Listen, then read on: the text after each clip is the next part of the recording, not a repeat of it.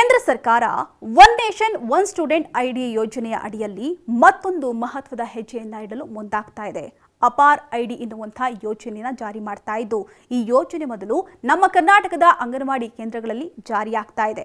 ಹೌದು, ಅಂಗನವಾಡಿ ಬಳಿಕ ಶಾಲೆಗೆ ಸೇರುವಂತಹ ಮಕ್ಕಳ ಅನುಕೂಲಕ್ಕಾಗಿ ಮಹಿಳಾ ಮತ್ತು ಮಕ್ಕಳ ಅಭಿವೃದ್ಧಿ ಇಲಾಖೆ 12 ಸಂಖ್ಯೆಯ ಅಪಾರ್ ಐಡಿಯನ್ನ ಶೀಘ್ರವೇ ಜಾರಿಗೆ ತರಲಿದ್ದು, ದೇಶದಲ್ಲೇ ಈ ಯೋಜನೆ ಜಾರಿಗೆ ತರ್ತಾ ಇರತಕ್ಕಂಥ ಮೊದಲ ರಾಜ್ಯ ಎಂಬಂತ ಹೆಗ್ಗಳಿಕೆಗೆ ನಮ್ಮ ರಾಜ್ಯಕ್ಕೆ ಸಿಗಲಿದೆಯಂತೆ.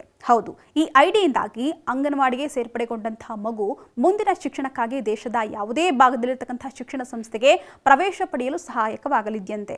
ಅಲ್ಲದೆ ಮಕ್ಕಳ ಕ್ರೆಡಿಟ್ ಅನ್ನು ಗುರುತಿಸುವಿಕೆ ಹಾಗೆ ಟಿಸಿ ಪ್ರಕ್ರಿಯೆಗಳನ್ನು ಕೂಡ ಇದು ಸರಳಗೊಳಿಸಲಿದೆಯಂತೆ. ಜೊತೆಗೆ ಶೈಕ್ಷಣಿಕ ಪ್ರಗತಿ ಮತ್ತು ಹಿಂದಿನ ಕಲಿಕೆಯ ಗುರುತಿಸುವಿಕೆಯು ಕೂಡ ಸುಗಮವಾಗಲಿದೆಯಂತೆ. ಇನ್ನು ಐಡಿ ಪಡೆಯಲು ಪೋಷಕರು ಅಂಗನವಾಡಿಗೆ ದಾಖಲಾಗುವಂತಹ ವೇಳೆ ತಮ್ಮ ವಿವರ ಹಾಗೆ ಮೊಬೈಲ್ ಸಂಖ್ಯೆ, ಆಧಾರ್ ಸಂಖ್ಯೆ, ಜನನ ಪ್ರಮಾಣ ಪತ್ರವನ್ನು ಕೂಡ ನೀಡಬೇಕು. ಇನ್ನು ಈ ಮಾಹಿತಿಯನ್ನ ಪೋಷಣ್ ಟ್ರ್ಯಾಕರ್ನಲ್ಲಿ ಭರ್ತಿ ಮಾಡಿದರೆ ಅಪಾರ್ ಐಡಿ ಸಿಗಲಿದೆಯಂತೆ. ಇನ್ನು ಈ ಪ್ರತಿ ಮಕ್ಕಳಿಗೂ ಕೂಡ ಈ ಕಾರ್ಡ್ ನೀಡಲಿದ್ದು, ಇದರಿಂದ ವಿದ್ಯಾರ್ಥಿಗಳ ಪ್ರಗತಿಯನ್ನ ಪತ್ತೆ ಹಚ್ಚಲು ಮತ್ತು ಶೈಕ್ಷಣಿಕ ದಾಖಲೆಗಳನ್ನ ವ್ಯವಸ್ಥಿತಗೊಳಿಸಲು ನೆರವಾಗಲಿದೆಯಂತೆ. ಅಲ್ಲದೆ ಅಂಗನವಾಡಿ ಬಳಿಕ ಶಾಲಾ ದಾಖಲಾತಿ ವೇಳೆ ಉಂಟಾಗುವಂತಹ ಗೊಂದಲಕ್ಕೂ ಕೂಡ ಕಡಿವಾಣ ಬೀಳಲಿದ್ದು, ಶಿಕ್ಷಣದಲ್ಲಿ ಪಾರದರ್ಶಕತೆ ಖಚಿತಪಡಿಸಲಾಗುತ್ತಂತೆ. ಇನ್ನು ಅಂಗನವಾಡಿಗೆ ಸೇರ್ಪಡೆಗೊಂಡಂತಹ ಬಳಿಕ ಸಿಗುವಂತಹ ಅಪಾರ್ ಐಡಿಯು ಆ ವಿದ್ಯಾರ್ಥಿಯ ಉನ್ನತ ಶಿಕ್ಷಣ ಪೂರೈಸುವವರೆಗೂ ಕೂಡ ಚಾಲ್ತಿಯಲ್ಲಿರುತ್ತಂತೆ. ಇನ್ನು ಅಪಾರ್ ಐಡಿಯಿಂದ ಶಾಲಾ ದಾಖಲಾತಿ ವೇಳೆ ಪ್ರಮಾಣ ಪತ್ರಗಳನ್ನು ಕಳೆದುಕೊಳ್ಳುವಂತಹ ಭಯ ಇರುವುದಿಲ್ಲ.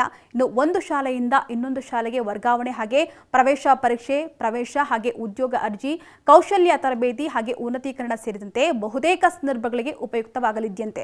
ಇನ್ನು ಯೋಜನೆ ಈ ತಿಂಗಳ ಅಂತ್ಯದಲ್ಲಿ ಜಾರಿಯಾಗಲಿದೆಯಂತೆ.